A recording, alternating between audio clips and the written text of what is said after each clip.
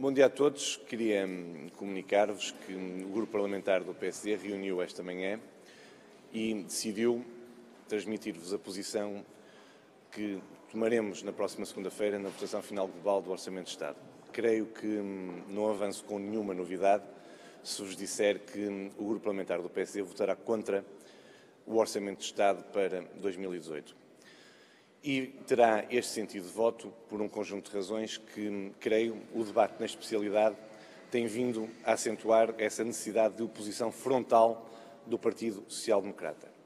Se a proposta apresentada ao Parlamento era uma proposta, como tivemos ocasião de dizer, que não correspondia aos anseios que nós entendemos serem os primeiros e mais precisos da sociedade portuguesa, porque é um orçamento que não traz futuro, porque não aponta nenhuma reforma estrutural daquelas que são necessárias fazer no país, porque se é um orçamento que é injusto do ponto de vista social, porque continua a agravar os impostos indiretos e esses são aqueles que mais penalizam aqueles que menos têm e que por isso terão que pagar mais impostos no próximo ano. É também um orçamento que é errático do ponto de vista das opções políticas, porque aponta caminhos muito diferentes, porque, como também já tive ocasião de dizer, é um conjunto de peças coladas por uma maioria parlamentar que tem uma visão muito diferente do país e, sobretudo, uma visão completamente antagónica daquilo que é a construção europeia. Dizia-vos que a especialidade tem vindo a demonstrar que o orçamento vai piorando dia após dia. Aquela que era uma proposta de orçamento de Estado muito boa, foi objeto de mais 600 propostas de alteração dos variadíssimos grupos parlamentares. Todas elas a apontar caminhos diferentes e que resultam, muitas delas, de uma negociação permanente entre os partidos da maioria que sustentam o Governo e que visam encontrar soluções imediatas para a manutenção do poder e para a aprovação do Orçamento de Estado. Queria dizer-vos, em relação às propostas do Partido Social Democrata, que nunca tivemos o ensejo de entender que elas fariam deste um orçamento que nós pudéssemos aprovar, mas temos a certeza absoluta que, como já tivemos a oportunidade de dizer, que as propostas que apresentamos de alteração ao Orçamento de Estado visavam mitigar e melhorar este Orçamento de Estado, do ponto de vista da justiça social, do ponto de vista do apoio direto aos mais jovens, do apoio direto aos mais idosos, na resposta que é necessário ainda dar às vítimas da tragédia dos incêndios em Portugal, na aposta num crescimento sustentável, na aposta de uma sociedade mais justa e mais liberta de privilégios. Eram estas as principais linhas orientadoras das nossas propostas de alteração. Ao dia de hoje, das 62 propostas apresentadas pelo Grupo Parlamentar do Partido Social Democrata, as 62 propostas foram rejeitadas pela maioria Partido Comunista Português, Bloco de Esquerda e Partido Socialista.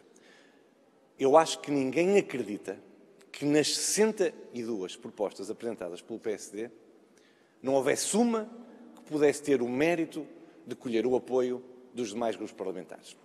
E esta forma, eu quase que diria autocrática, que eu diria até de rolo compressor da maioria, demonstra bem que o Partido Socialista não precisa mesmo do Partido Social Democrata para governar, nem precisa das soluções que o PSD apresenta.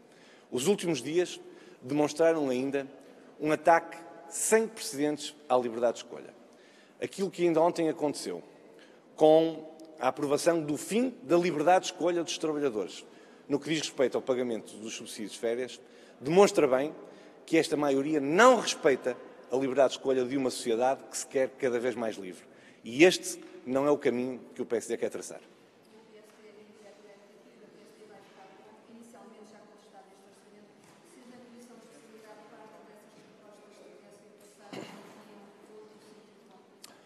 Como disse, nós não tínhamos a validade de achar que a aceitação das nossas propostas para este Orçamento de Estado o melhoravam significativamente do ponto de vista da estratégia política para que o pudéssemos vir a aprovar.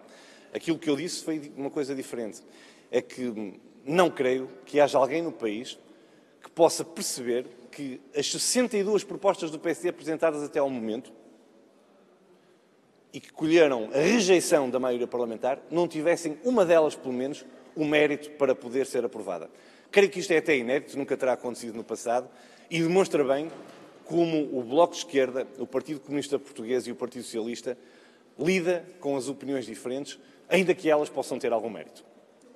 Se alguma dessas propostas tivesse sido alterada, o PSD alterava o seu voto, passava a votar a favor da abstenção. Acabei de responder a essa questão. Nós não tínhamos a veleidade de, com as nossas propostas, melhorar um orçamento do ponto de vista da estratégia política que nele está incluída, que pudesse colher o nosso voto favorável. Dissemos-lo desde a primeira hora, nunca o escondemos. O ponto de reforçar esta ideia de que 62 das propostas, todas, que até agora foram votadas do Partido Social Democrata, foram rejeitadas, é bem demonstrativo e elucidativo de como esta maioria se basta a si própria para o bem e para o mal. Não está a repetir o modelo que o PSD fez no primeiro orçamento deste governo, em que automaticamente votava contra todas as propostas ou abstinha-se, no fundo também não fez o mesmo na altura? Não, não fez o mesmo. O PSD não governava nem fazia orçamentos. A escolha das opções estratégicas para o Orçamento de Estado cabe a quem governa. E os partidos da oposição apresentam propostas quando entendem que devem apresentar.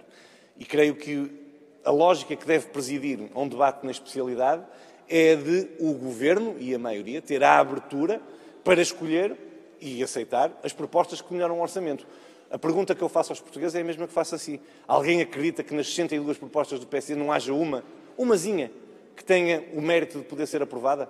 Isto demonstra bem uma atitude com a qual nós não nos revemos e que não creio sequer que seja uma atitude para a nossa sociedade.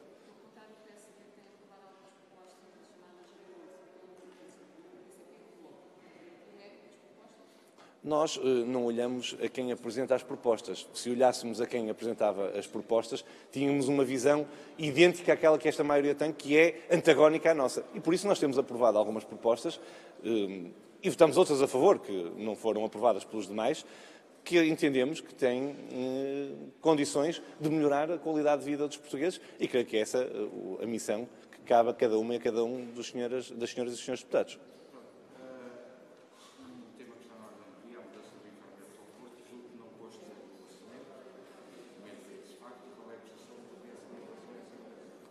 O Presidente do PSD já teve a oportunidade de comentar essa matéria e creio que o fez de forma elucidativa.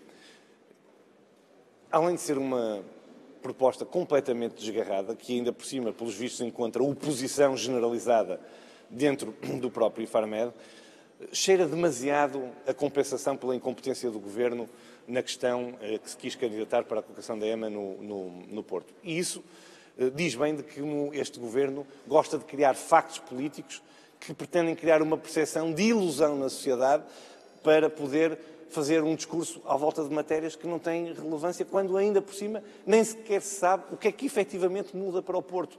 Não se sabe quantos funcionários vão, quantos serviços vão. É o Presidente do Conselho de Administração que vai passar a ir ao Porto.